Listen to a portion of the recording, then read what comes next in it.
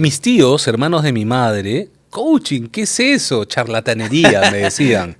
Compañeros del colegio, porque ya había salido, vas a ir seguro a engañar a la gente. Así me decían, ¿no? Su Así de madre, qué fuerte era fuerte. el prejuicio del coaching, ¿no? Entonces eso me lleva a otro aprendizaje. Si tú estás convencido de lo que quieres, en verdad tienes que hacer oído sordo a tu entorno. Ujú. ¿Sí? Beyoncé, la cantante, Claro, claro. fue rechazada más de 10 veces porque le decían que no servía para la música. Michael Jordan, ¿no? También de la También, universidad ¿no? lo botaron de la escuela de básquet. Tony Zucker, para hacerlo Ya. más El cercano, productor. ¿sí? Productor musical, ganador del Grammy, Ujú. exactamente lo mismo. Sí, Entonces, pues. las personas que tienen una meta en la vida, que tienen, digamos, un sueño por conseguir, primero que nada no tienen que desprenderse de ese sueño. Pero detrás de eso hay mucha voluntad. Y pasitos pequeños que tienes que ir dando, te tienes que ir consiguiendo. Y esto es algo que habíamos hablado en algún momento. Diosito no va a bajar del cielo con su varita mágica a resolverte los problemas. Tienes que encargarte, Tienes que ¿verdad? encargarte tú. Y les digo a tus chicos que están por acá, a ver, levante la mano, ¿quién quiere sacarse la tinca? Y todos levantan, ¿no? Yo. Tú también, ¿no? Claro. ¿Y cuántos compran el ticket todos los domingos? La tinca no va a venir a tu puerta. Tienes que comprar el Tienes que boleto. comprar el boleto. Sí, pues es Tienes que ser interesante consecuente con tus sueños. Yo en lo personal estoy viviendo esta etapa ahorita. Estoy haciendo cosas por conseguir sueños. Ajá. Qué Sí, interesante. sí, personales. Claro, ¿no? claro, claro. Pero es que si yo no los hago, no se hacen realidad. Sí, pues es interesante esa parte donde estás emprendiendo algún camino. En este caso, tú estabas Ujú. emprendiendo lo del coaching. Viene tu entorno y te sienta. Te sienta en el piso Ujú. porque de repente no está de acuerdo y tienes que tener mucha resiliencia, ¿no? O sea, lo que estábamos hablando antes Sí, de la claro. entrevista, Sí. lo que me comentabas del vendedor, que tiene que tener resiliencia y en realidad para todo, ¿no? O sea, ¿cómo aplicas esto? ¿Cómo lo explicas a tus chicos cuando lo formas? Y yo se lo explico desde un ejercicio que me pasó. Ajá. Cuando yo recién egreso como coach en mi primera certificación, yo decidí ofrecer mi tiempo. O sea, regalé mi tiempo como coach. Hice procesos de coaching gratis. Ya. ¿Ya? Y en uno de los primeros procesos de coaching, para quienes no saben, el coach no sugiere, ¿sí? Entonces, en uno de los primeros procesos, me toca hacer coaching con una chica súper guapa, Ya. muy bonita, ¿ya? Entonces era la referida de la referida, entonces que ella necesitaba resolver un tema y en la primera sesión decidí porque en verdad yo digo que con el tiempo lo elegí, meter la pata pero con todo. Ya la dijiste, acá la malogro. Acá la valoro Por y todo vamos mi a ser. valorarla bien, pues, ¿no? Si vamos a meter la pata hay que meterla bien. Y resulta que comencé a hacer preguntas fuera de sentido, ¿no?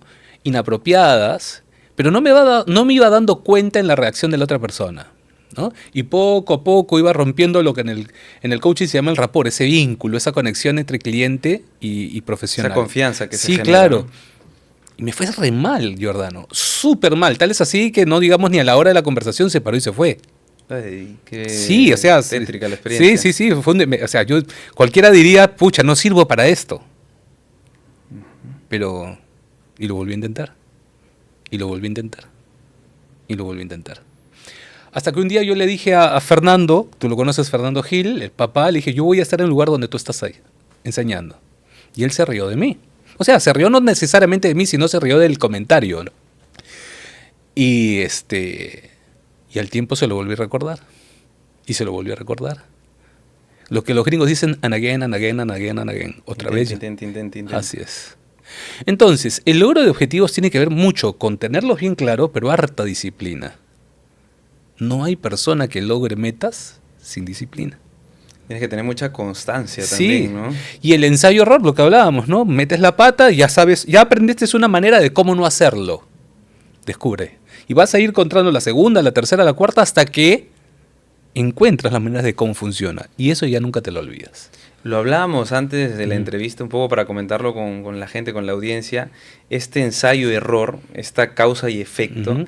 que le da a las personas, me lo comentabas tú, que salen de su zona de confort. En ese momento, tú que estabas pasando por tu carrera, que estabas como supervisor y todo esto, decidiste salir de tu zona de confort. Con los miedos de, oye, voy a dejar la dependencia laboral, no ganaba nada mal, tenía, digamos, probablemente una línea de carrera medianamente asegurada, era una empresa reconocida que todavía existe en el medio, pero insisto, no estaba a gusto. Tenías todos los checks para decir que no a este salto, Claro. ¿verdad? Y hoy converso con mis compañeros de esa empresa que por ahí no, nos mensajeamos y siguen en lo mismo. Claro. Siguen en lo mismo. No hubiera podido yo. No hubiera sentido a gusto, entonces desde esa mirada no hubiera dado lo mejor de mí. Hablábamos, entonces eso te lleva al achatamiento, te lleva a la mediocridad, te lleva al estancamiento. Te quedas. Te quedas. Entonces también dentro de la vida hay una constante evolución, ¿no? Ese ensayo-error te lleva entonces a ir aprendiendo, arriesgando, desafiándote, aprendiendo, arriesgando, desafiándote, aprendiendo, arriesgando, desafiándote. Y eso es pues vivir. Es importante eso que me comentas, sobre todo de evitar, bueno, porque si tú te quedabas en ese entorno donde estabas, probablemente ibas a terminar en la frustración. Ujú. O sea, y encima tenías un entorno que de repente no te apoyaba, ¿no? Que, Hostil. no, es bien complicado porque Ujú. a todas las personas que nos están viendo, seguro le han pasado en proyectos, en estudios. Jordano, mi madre cuando le dije voy a estudiar coaching, ¿qué es eso? ¿Para qué sirve? Mi madre. O sea, desde la ignorancia, porque no conocía de qué se trataba el tema, ¿no? Pero tuvo que ver pasar años hasta que se dio cuenta que eso funcionaba y servía. Hasta que se podía vivir de eso. Que la gente también es muy resultadista, Sí, ¿verdad? claro, si tú no ganas tanta cantidad de plata hoy, no sirve. Si no ganas el partido, no valió tu esfuerzo. Así es. Sí, Tal es cual. ¿Esto será lo más complicado que te tocó pasar al inicio de tu carrera? ¿O tienes alguna anécdota que nos puedas contar? Uy, ahí, varias, ¿no? Que te haya puesto contra las cuerdas y bloom. Una vez me tocó hacer un proceso de coaching a un CEO. Ajá. ¿Ya? Bueno, como ya lo habías dicho, yo hago procesos de coaching a gerentes de primera línea para arriba y me tocó hacer el proceso de coaching a un CEO de una de las empresas constructoras más grandes del país. Ahí ¿No? déjala nomás. Ahí nomás. Hasta que pague. Sí, hasta que pague la... Entonces, en la primera sesión, español de 60 y pico de años, ¿no? Se sienta, me lleva a su sala, a reuniones, porque todo iba a ser en su feudo, pues, ¿no? Fuerte. Ahí es. Claro, él manda. es su dominio, ¿no? Me lleva a su sala de reuniones y me dice, se llama parecido a mí, no igual que yo, Ya. parecido a mí. Y me dice, soy fulanito de tal, ¿no? Tengo 60 y tantos años, ¿no? Soy máster en tales A, B, C, D y gano $60,000. Boom. Toma todos mis galones Si encima. toma, ¿qué me vas a enseñar tú a mí? ¿No? Realmente, si yo le hubiera prestado atención a todo lo que me decía, me hubiera bloqueado y no hubiera podido desarrollar la sesión con él. Pero pues tomé las palabras como vinieron, aplomo. El aplomo también es muy importante para enfrentar los desafíos de la vida, ¿no? El respirar, mantener la calma, el reafirmarte en tus fortalezas, no ver el vaso medio vacío, sino, oye, tú has hecho esto parecido con otras personas, así como que hacer una revisión rápida de todo lo que has logrado y de que puedes enfrentarte a este reto, ¿no? Y al final la sesión resultó siendo, pues, digamos, no voy a decir fantástica, pero resultó siendo muy, muy buena para él porque fue capaz de reconocer que él se presentaba así porque él cree que no se merece lo que tenía. Un CEO, ¿eh? O sea, como él mismo echándose porras en ese momento en cada para saludo. convencerse a sí mismo de lo que tenía porque él sentía que no se merecía lo que tenía. Qué importante lo que me acabas de decir, porque, o sea, él mismo ganando todo lo que ha ganado, él mismo diciendo todo lo que ha estudiado con todos esos estandartes. Y después se bajó, es que no me lo merezco. Y en ese momento, o donde estás en esa situación media complicada, porque tienes que analizar, pensar y decidir muy rápido, ¿de dónde te apalancas? ¿De alguna herramienta? Me comentas que hablaste de tus fortalezas, de lo que habías hecho antes. Pero me sirvió mucho el estar para él, el estar atento a él.